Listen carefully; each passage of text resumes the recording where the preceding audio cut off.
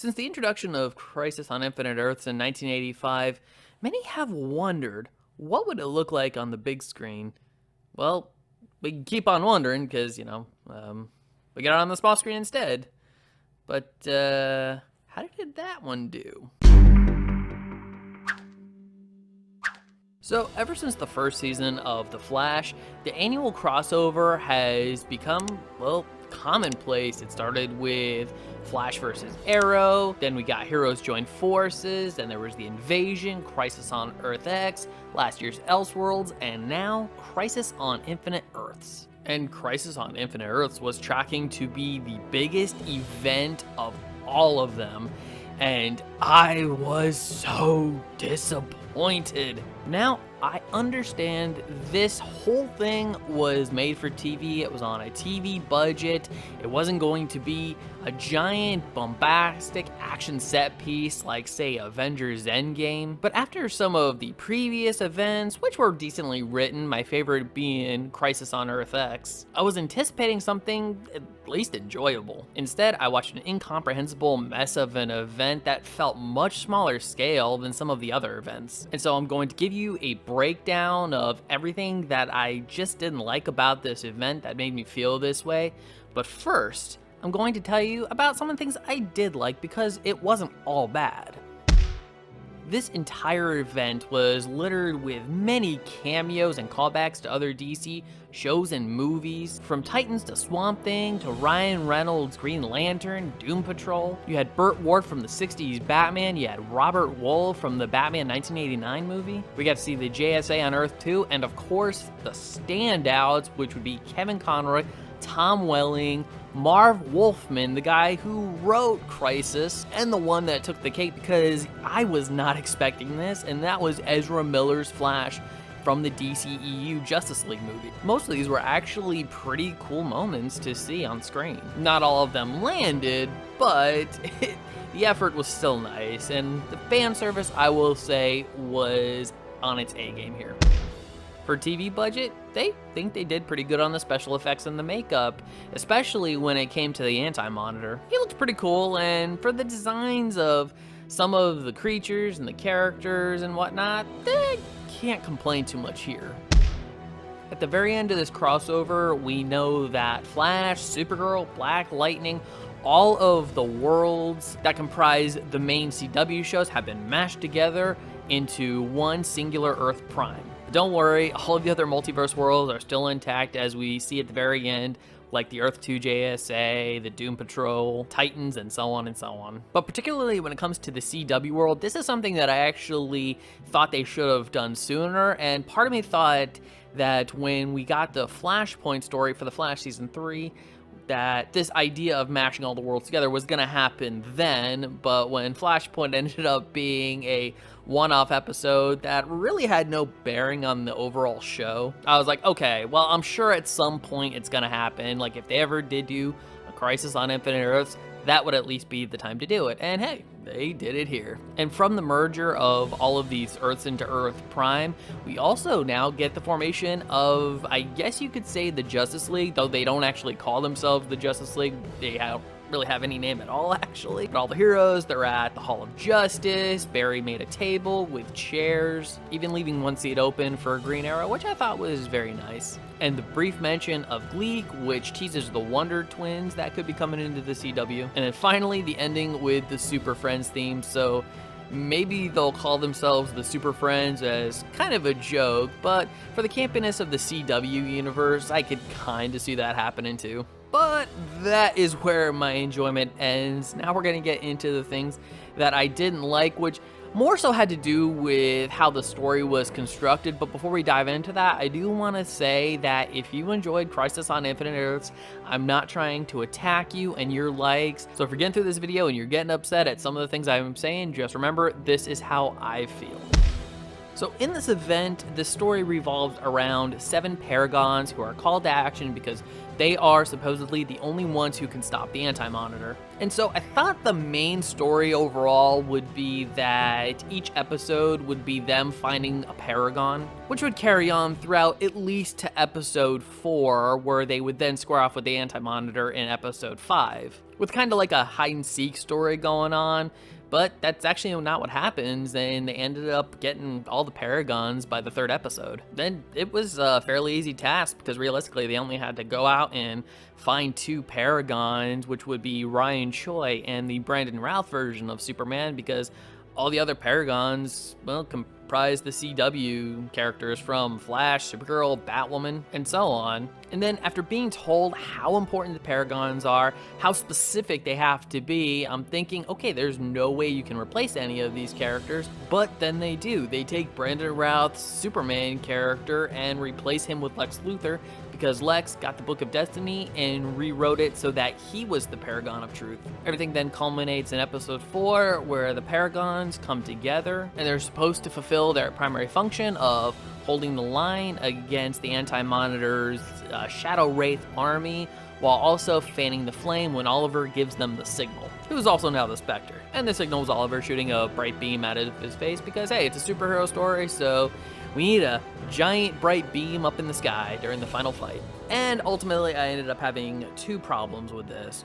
One is that the Shadow Wraiths from the very beginning are shown to be so easily dispatchable. A simple punch or a simple kick, heck, I'm convinced that you could just wave your hand through them and they would just disperse. Even a powerless, untrained Ryan Choi is just throwing haymakers and just watching them go poof.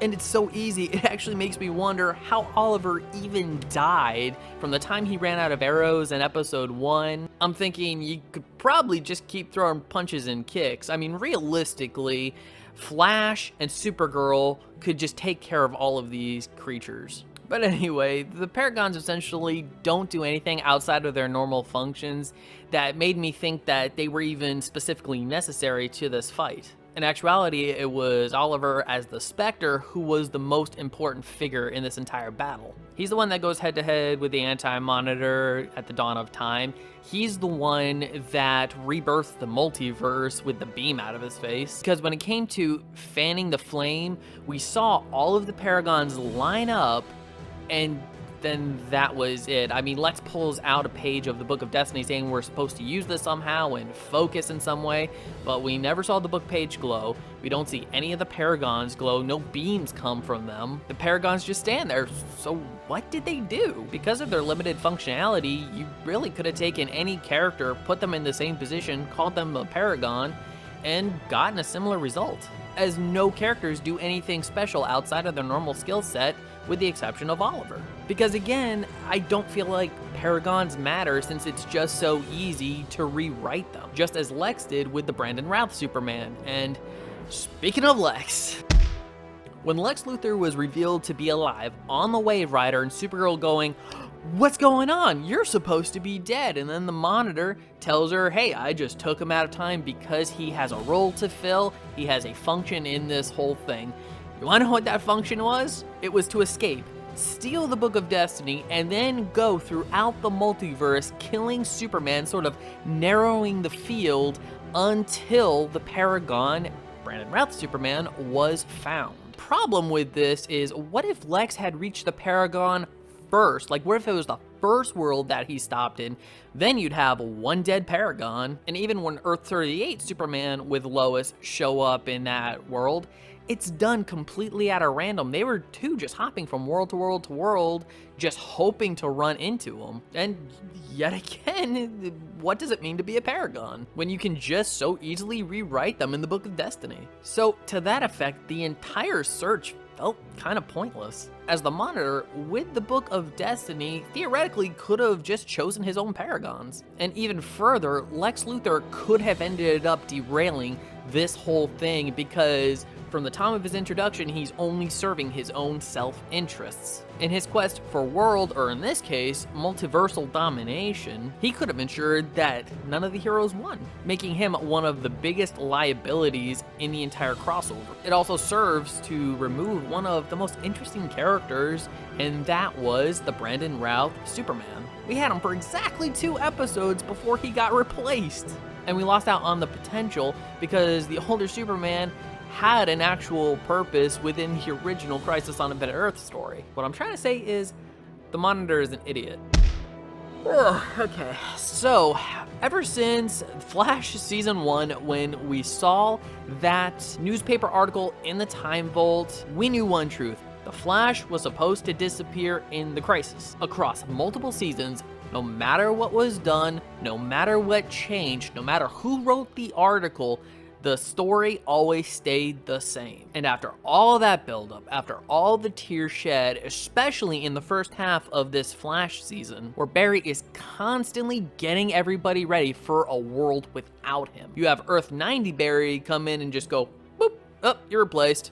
It's that easy. Now, it was speculated, and people were talking about it, that when the Monitor came to the Flash and said that the Flash had to die in the Crisis, that he just said the Flash and never said which Flash, because there's a whole multiverse of Flashes, meaning any one of them could have been up there. But again, after all that buildup that was done and everything just pointing so hard at this version of Barry Allen, it felt like such a cop-out. Now, I know when it comes to dealing with time and timelines, everything's in motion. Anything can change at the drop of a hat, but the switch felt so easy that it's so hard for me to believe that Barry was the central point to this whole thing, as it not only kept pointing at Barry, but seemingly put its thumb down and held him in place. That when it comes down to it, it feels like it was just for dramatic purposes, which now feels incredibly cheap.